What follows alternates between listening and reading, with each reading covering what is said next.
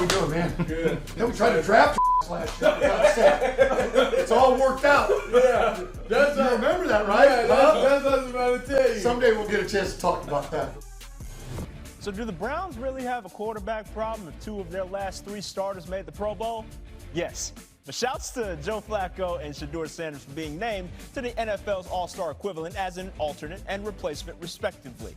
Listen, we could do the easy thing, dunk on the litany of Cleveland signal callers, but it's legitimately worth celebrating. On the back end of an 18-year career, Flacco's getting the nod for the very first time. Shedeur's been one of the most polarizing QB1s in recent history, so I'm glad he's getting a little love too.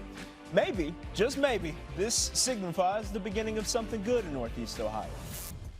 All right, so Shedeur made the most of his starts of any Brown quarterback this season, but struggled with the accuracy issues more than Dillon Gabriel and Joe Flacco. 10 interceptions, just 8 combined from the others. However, Sanders went 3-4 as the starter, while Gabriel and Flacco went a combined 2-8. All right, Monken is going to have his work cut out. With Lamar Jackson and a run game that we saw in Baltimore that was able to not just utilize Derrick Henry, but we saw him with smaller running backs in the pass game and also in the run be able to create space. Yeah, Marcus, on the defensive side, the defense has been a bright spot for the Browns. Now Jim Schwartz's future with the team is uncertain. How important is he to the identity and the success of this organization? You speaking of Jim Schwartz importance? Boogie? Yes. Yeah, look, this one performance matters, right? This has been one of the better defenses. It's actually been the only sunshine in Cleveland for a long time. Have won games and kept them in games that they probably shouldn't have been in. I know Jim Schwartz's name was mentioned with potentially becoming the head coach as well. I think the relationship matters, right? And I know that this is probably going to be if he stays, it'll be, well, I could have been the head guy, but I think this is someone you would love to retain if possible, based on who he's worked with, how well they've done on that side of the unit. If they can't, they need to lean into a lot of, whoever the new defensive coordinator is, needs to lean into a lot of what they were already doing. There are obviously Myles Garrett is over there, the best defender in the NFL, but there's a lot of talent around Myles Garrett as well that we probably don't talk about enough because Myles Garrett just does so many phenomenal things on the field. But when you think about this Cleveland team, and that was my thing when Todd Monken got hired, is now it's head coaching. We know, look, Todd Monken can call plays offensively. Yeah. He has been very, very good at his job, even though I've had some problems with how he's called specific games. But overall, he's done a really good job. I think more now about Cleveland is his head coaching job and delegation and finding the right people to help this organization be better on the field. I think delegation is important, but there's also just so much to clean up from a perception standpoint with the Cleveland Browns, the way that the young quarterbacks were handled. We've obviously heard Mr. Haslam speaking on behalf of what Andrew Berry and the coaching staffs did in the drafts. What he needs to do is make this as close-knit and tight-knit of an organization where everything is, like Mina said, all about what we do on the football field and create the right culture. Defensively, I felt like they had that, but as an entire unit, that's been lacking for the Cleveland Browns in the last couple of years. Yeah, he said when he got the job, even he was talking about it this morning, that this was why he came back to the NFL. This was why he left Georgia, which was a really comfortable job for him. They were having a ton of success, but he wanted to be an NFL head coach, and this was the goal. This is an opportunity. I don't think he'll take it lightly, but yeah. Boogie, you know Todd. Todd is a really good coach. He is. He's really relatable. I don't think people know him beyond knowing Todd Monken and the success from an offensive coordinator. He's a relatable guy. Players love playing for him. Like there are great sentiments about him from players that have played for him. Like RC said, though, Cleveland is a juggernaut. Different. To try to get righted. And this is going to be a job that he's never been associated with in his life. So it's going to take a lot of work, but he has the right makings to get guys on the right track. When you look at Todd Monken, he's a guy that the Cleveland Browns have familiarity with. He was an OC there. And you look at the issues that they've had over the years. They've always had an incredible defense. So from their thinking, if we're able to somehow keep Coach Schwartz intact, which has done incredible job on the defensive side of the ball, been one of the top defenses. Personnel is handled by the front office. We need a guy to stabilize the offense and command a room, right? And so when you look at Todd Monken's background in the NFL and places he's been an offensive coordinator and all the years that he's had in those locker rooms, you feel like you have a guy that can command the room and you can stabilize your offense. You can elevate your offense. You can develop your offense. These are the quarterbacks under Monken right here that you're seeing on the screen. And if this was a hire that was made a year ago after Lamar Jackson had back-to-back first-team All-Pro seasons, I feel like the sentiment would be a lot different. I think the Browns are centering in on that. This is a guy they requested early in the process. And so it does not surprise me that ultimately it was who they chose. Look, this is one of those where every Browns fan was excited with Udinski or Schillhouse. Give us something young, give us something fresh. They get Monken, but he does have a great history with quarterbacks. We look to the quarterback room. Is this a Shedeur Sanders hire in your eyes? Oh, God, no. No, I would say this. If you're Todd Monken, it's the first and really only time that you're going to be a head coach. You're going to handpick your quarterback.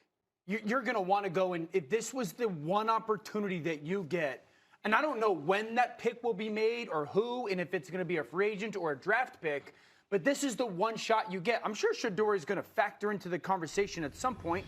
Ravens were entertaining drafting Shedeur last year. Was Todd Monken a person behind that? All of that. But I can't imagine that this is the first opportunity. You said he's 60? First opportunity that I get. 60 next week. Okay, 60 next week. This is the first opportunity and likely the only opportunity you get. You're not just going to go all in on a 5th-round pick, at least going into his second year. Todd Monken's a really good coach. He spearheaded the best version of Lamar Jackson we've ever seen. We've seen some really good versions of Lamar Jackson, but the year 2 years ago was great. And for those who don't know, he was the offensive coordinator at Georgia when Georgia was winning their national championships. And I would say this. Kirby Smart in the college football playoff is 4-0 with Todd Monken as his offensive coordinator. He's 1-3 without him. There's other parts attached to that, but that's a fact, okay? So he's a good coach. Yeah. I do think it's safe and comfortable by the ownership and the decision. I also think it weakens your strength. Your strength was defense. Now you have a loss of defensive coordinator. You also have your best player, Myles Garrett, probably sitting there once again going, seriously? Again? We're going to do this all over again? I'm going to look back to Adam because we're going to go back to the New York side of it here. So Todd Monken being the head coach in Cleveland over maybe 35-year-old Nate Schillhouse or Jim Schwartz. I think it's less of a risk than you go with the very, very young guy, at least from that perspective. Really haven't said anything disagreeable. How can you sit there and say that, like, there's nothing about him as a head coach that's exciting? But that's every coach, though. Brian Daboll is a really good offensive coordinator. You didn't know nothing about him only as an offensive coordinator. He gets the head coach job for the Bills. Or for the Giants, first year he did well. I can just keep going on all these different coordinators. What about Brady? What's his name? Joe Brady? Yeah, Joe Brady. Whatever, no head coach. He was a good coordinator, and they made him a head coach. Sure. I can do this for every topic. Here's the difference. Tell me the At difference. least when I think about Todd Monken, first off, I'm not going to lie. Sorry. I'm ageist as it pertains to NFL coaches. I'm ageist. I like my head coaches to be younger because I've seen younger coaches win. I've seen Mike McDonald's win. I've seen Mike Vrabel's there now. I've seen Sean McVay's. Outside of Andy Reid, who's maybe the greatest coach of all time, coaches that are currently going far are younger. So I am ageist. With all due respect, I'm ageist. Why am I ageist? Because I think that younger coaches are more relatable. I was in a locker room where Chip Kelly was the head coach. Chip Kelly was not very relatable. I was in a locker room where Tom Coughlin was the head coach during his latter years. Tom Coughlin was not very relatable. So I'm ageist. Todd Monken is a 59-year-old head coach, and outside of Andy Reid, who is an all-time great, the current coaches that are trying to run the league are younger. The older coaches, the Harbaughs and the Tomlins and all them, respectfully are getting moved on from their own organization. So just an old coach in general, Shady, just doesn't excite me. That's not a Monken thing. I know, but you ain't say that. You just start talking about, like, because you said he did good as an offensive coordinator, but you're not as a head coach. Like Sean McVay, he jumped right into the head coaching job. You ain't know much about him. Nobody was excited about that then. I know, but what I'm saying, it worked out. Correct. So just because you might not know much about him, but like, you can't just say, like, it turns me all the way off. Here's why. Because it's so many. If I just keep thinking of all these, Ben Johnson, he was a great offensive coordinator, but how you know he's going to be a good head coach? I don't, but let me push back. The old head coaches that have been hired lately, they've just failed miserably. Who's the DC for the Philadelphia Eagles? Vic Fangio. Got hired older. Failed miserably. Steve Wilkes ended up getting hired. Maybe it was for the Arizona Cardinals, interim for the Carolina Panthers. Yeah. And I don't even think Steve Wilkes was that old. failed miserably. When first-time coaches get hired older, they just don't succeed. So I'm just looking at like data. Now Shady says, I don't like data. I don't like that. I understand. Yeah, I don't like no data. But all I can do right now is assess data. I see older head coaches get hired for the first time, they don't succeed. Okay, so I just want to make sure we're on the same page. So you ain't say that. So you adding that part in, like you want. That was the thought process of why I said there's nothing exciting as a head coach. That's my thought process. Okay. So then as I cook beyond that, my real point was like, I'm just not excited about Todd Monken. But real quick, even if you older, right? And you might not have the experience, but when you're younger, you don't have the experience either, though. Like the head coach for the Seahawks right now. But to me, Shady, and because he was you and I lived coordinator, this, he became a head coach. I believe experience is one thing. I believe relatability. I believe motivation are other things. I think a large part of why Chip lost the Eagles locker room, you had a different experience than me, so I won't speak to your experience, is relatability. Yeah. I don't think Chip as a mind was all that dumb. Yeah, I just don't think Chip could relate to nobody. But to be honest, so though, if we just being honest, like can these coaches really relate to us? Because I think Mike Vrabel can. You know what I'm saying? But he played in the league. But think about the coaches that are in the Final Four, Final 8. I think Mike Vrabel can. I think Sean McVay can. I think Mike McDonald's 38-39. Kyle Shanahan. But hold up. Yep, talk to me. They can relate because why? Because they're young.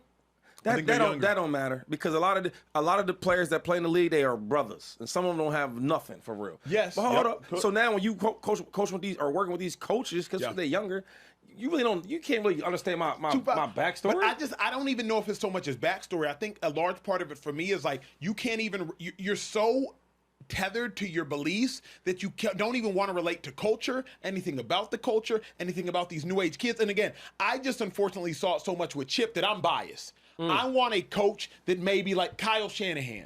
Like you're younger, you can relate. Sean McVay and Stafford they boys, not even like coach, whatever. Like relate. Now Andy Reid is Andy Reid. He's the greatest of all time. So a lot of my take was encompassed in that. Todd Monken was a coach at Southern Miss. It's just not exciting. Yes. Did he win 2 chips with Georgia with Stanton Bennett? Yes. He also had the best rosters in football. Did he have good offenses with the Ravens? Yes. He also has a Hall of Famer in Lamar Jackson, a Hall of Famer in Derrick Henry. He also has phenomenal offenses. And they did well. And they did incredibly well. There's just nothing exciting to me about like, hell yeah, Todd Monken. I'm thrilled that he's here. That's every coach. No, I agree. I don't think there is